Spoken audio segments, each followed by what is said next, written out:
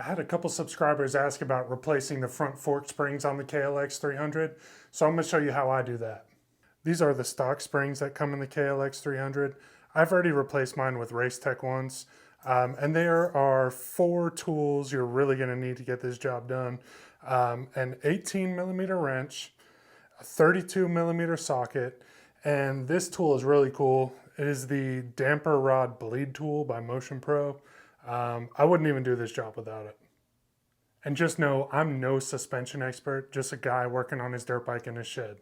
I forgot to mention the 4th thing you're going to need is a stand or a lift. So we're going to get this underway, but again, I highly recommend this Motion Pro damper rod tool. It's going to save you so much time and make the job a lot easier. Obviously, first things first, take your handlebars off and just set them up to the side.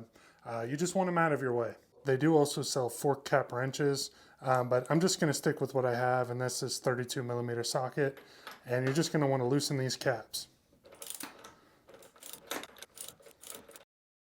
Something important to note, my bike is not lifted off the ground right now. There is still weight on those front forks.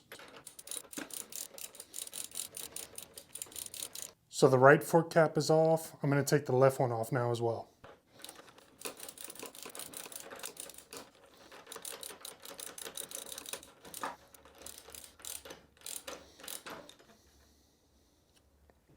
So with both of the fork caps loosened, the springs pop up and there's a nut in there. That's where you need your 18 millimeter wrench.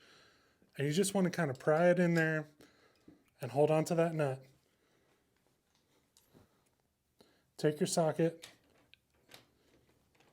and unscrew this the rest of the way.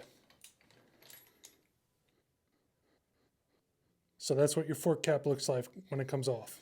When you let go of this nut, the damper rod is going to fall down into the fork, and that's why we bought this damper rod bleed tool. All right, now you're just going to slowly pull your spring out. Let some of that excess oil drip back into the fork.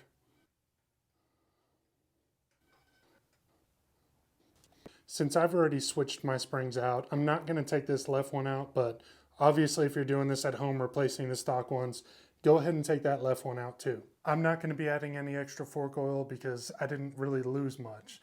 But if you do want to check your fork oil, make sure to do it while both of the springs are out and your forks are fully compressed. If you do want to check your fork oil level while your springs are out and your forks are fully compressed, this is a really good tool to do it. I think these are like 12 bucks. I'll link to it. I think it's called Fork Oil Level Kit.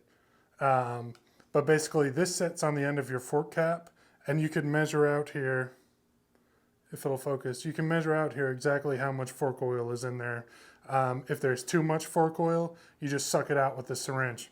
So as you can see, the damper rod has fallen into the fork. If you don't have this Motion Pro tool, that becomes a real problem. You can't fit your fingers down in there, and it's just a hassle. So, but luckily with this tool, you just slide it down in there, screw your damper rod bleed tool on there, and you can pull it right back up.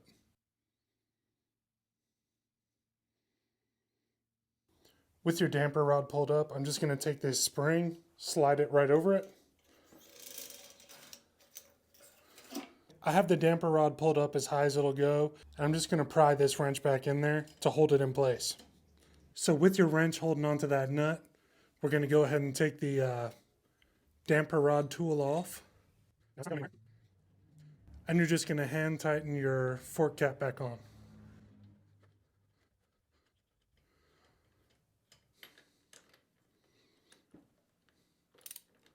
So with both your springs replaced and your fork caps tightened back on, you're going to want to lift the bike up and get the weight off these forks. I bought this lift because I was tired of wrestling this 300-pound bike on the stand. So with the bike lifted and the weight off the front tire and the forks, you're now able to tighten back down your fork caps.